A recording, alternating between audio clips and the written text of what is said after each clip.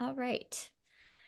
All right, so seeds and ourselves. So I wanted to just talk a little bit about our resilience and the way that we are able to kind of act like seeds and sort of start to see the correlation between nature's seeds and the seeds that we carry in our hearts and in our inspiration and in our dreams.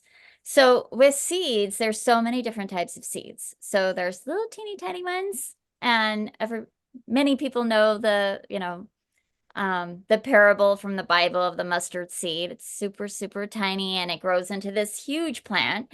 And if you've never grown a mustard, they grow wild here in Oregon and along the freeways. They just spread like crazy.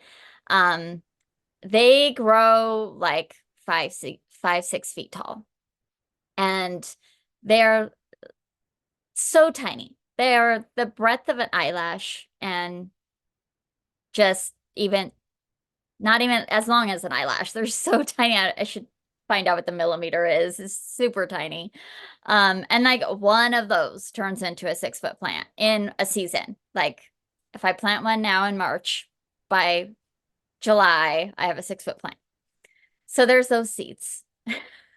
And they need light to germinate. So they just sit right on top of the soil and they want all the sunshine, and that's what gets them going. Other seeds want to be buried deep in the dark soil, and like 8 inches deep in there. And they have a really hard shell and they need lots of water. Some seeds require themselves to be eaten by birds or by gophers, and they need to go through the intestinal tracts of animals and defecate it out to crack open, and then in the soil, and then they need to be in the deep soil before they can create a plant, right? So that to me tells me, and then there's the variation between, there's the super easy, there's the pea that has a hard shell, but it's super easy to grow. It only goes in like 1/2 inch deep. It just wants a little bit of water, some damp soil around it, and it'll sprout in a few days. And then it grows super tall, and it grows in like 3 months. It does its entire cycle in like 4 months, goes all the way from the seed to the vine to the pod that you eat. And if you leave it on the vine, it turns into the seed pod. And so like I planted my peas this week, and I will harvest them the first week of June. Like that's how quick those go and come and done. So I just think it's really interesting because we have like these dreams and these seeds that we put inside of ourselves, or that we hold inside of ourselves, that sometimes we get really frustrated that they're not coming to fruit quickly. And maybe they're a seed that just needs to be digested. Maybe they need scarification. It's called scarification if you have a seed that like needs to be eaten by a bird in the wild, but you want to grow one. You can't like feed it to your parrot, like, or whatever. I mean, I don't know. I wouldn't try that. But you can nick it, like take a little razor blade and nick it, or take some sandpaper and rough it up and kind of break open that hard shell. And sometimes it takes a really long time to get them to go. I have a Lysianthus seeds. They're a cutting flower. I put them in seed trays January 12th. And today they are a 1/4 inch tall. And they do not even have their true leaves yet. They're still just their little sprout leaves. So, I, I don't know what's going on with those, but they're taking a long time. The packet said it would take up to 12 weeks to like start growing. Mm. And it's been around that, and I'm getting really impatient. Like it's taking a long time. I don't know if I want to do this again. It's not worth it. And sometimes we do that with ourselves too, right? It's like, oh, this is taking forever. Forget it. I'm not gonna do that. And maybe sometimes that's okay. And it's okay to just let it go. And like, you don't have to grow every seed that you come in Mm. contact with, like people can give you seeds or you can buy seeds because oh, that's a beautiful flower. And if it doesn't work out in your garden, if it doesn't work out in your life, sometimes that's just how it is. And, we have to let those types of things go. But sometimes we really, really, really want those things in our garden and we have to work a little extra hard and we have to give them the microclimates and we have to give them the time and the patience and the diligence of watering them, even when there's nothing but soil and you see nothing.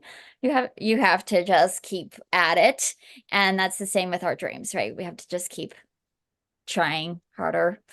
Um, and then I should mention there are even seeds that sit in the ground. I can't think of one specific, what they are specifically. There's lots of different ones that will just stay dormant until they have all their perfect requirements and sprout for years, years and years later, like Oh. 10 years, 12 years later, they'll sprout. And people will be so surprised, like, there's nothing like this around here. I've never seen one of these in my garden. How did this even show up? And it's because after many years of cultivating their soil and adding the right nutrients and having consistent moisture, like maybe they built their house on what was like scrap land before, where it's just like hard pan soil, nothing was there. And then the excavators came and took away all the topsoil, which is what typically happens in new builds. They take away they scrape it all off so it's level. They built their house. Sometimes they'll bring back some other kind of topsoil from somebody else's property, or they just pile on compost, which just breaks down faster. And it takes a long time to create the actual topsoil that the earth needs. And then, so like that seed might have been down below the topsoil and it could have sprouted the next year, but they scraped it all away and all the nutrients that it needs. And it's super dry because maybe they planted they put a sidewalk there and they didn't plant anything. And then it's just like sitting there with no moisture in the soil. There's not the right, environment for it to grow. And then a new owner comes in and they're, wanting to do something different. Maybe they mulch the whole area. Now the mulch is breaking down and creating like a moist, warm, consistent environment. And it just, over the years, they've amended it. They've added a plant in there. They put some, fertilizer in there. And now that seed that's been super dormant is getting even more nutrition. And then all of a sudden it starts growing. And it's like, what is this plant? Well, it just needed the perfect environment. And I think that happens with our life too, where we have something, maybe kind of an inkling in the back of our minds, like, I have this idea, or I'm talented at this thing, but I don't know what the heck I would do with it. And then all the right elements come together, and all of a sudden we can sprout and bloom. So something to think about, and the correlation of our lives and seeds and the cycle of our lives and seeds. But